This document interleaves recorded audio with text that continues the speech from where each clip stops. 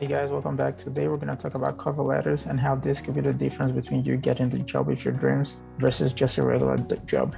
This mostly applies to the software developer or software engineering career, but to be honest, the rules here apply to almost every career you go into in your life. So a typical cover letter should look something like this. It's going to have your address at the top right corner, and right below that on the left side is going to have the address of whoever the recipient is. It could be the hiring manager. In some cases, you might know who you're writing this directly to.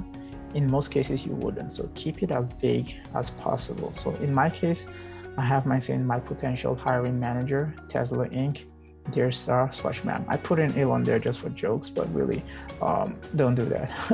So again, keep it vague. That's the key if you don't know who directly you're writing it to. And then right after you have the recipient's address, you go directly to the title. Okay, the title should be direct, specific, and should state exactly what you want. In my case, I just say it directly. Application for a software engineering position. Okay, and once you have your title direct and specific, you go into the first paragraph, which I call the intro, the introduction. Again, just like your title, the introduction should be direct. It should answer the questions: who are you, what you want, and also what you can provide to the company. So try to tie in the company's mission into this introduction. And my intro is something like this.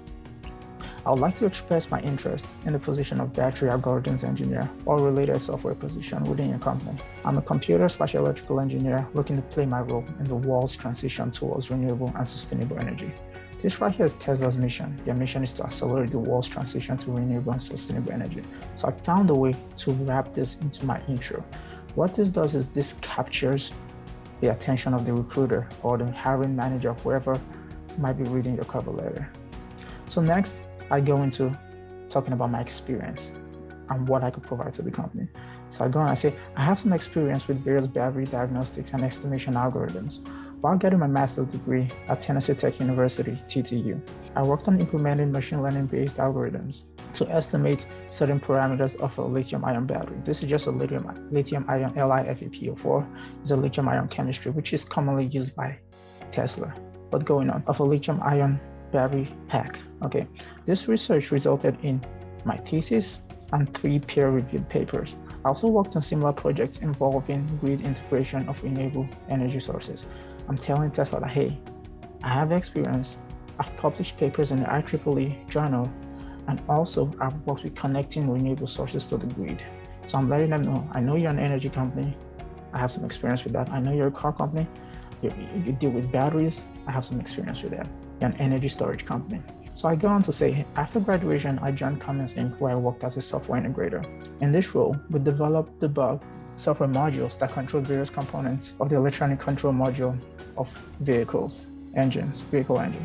Such components include drivers, air handling devices, operating system, OS, and data link/CAN communications.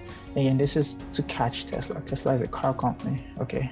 They deal with CAN, they deal with ECMs, they deal with all that stuff. So I'm letting them know, hey, I have experience with this stuff too. So I go on to say, I currently work as a software engineer with Intel Inc. on the module research and development R&D group. Okay, in this role, I work on machine learning-based algorithms/models on semiconductor testing and packaging. I also triage bug/issues with software architecture, design, implementation, and optimization to maximize performance. So I'm letting Tesla know that. I'm letting Elon know that, hey, I have experience in software engineering, okay, research and development, okay, machine learning. Again, keywords, your keywords need to stick out. And hey, I currently work for Intel. Intel is a huge, prestigious company. I work in the R&D department, okay? So which is pretty good, it's pretty eye-catching.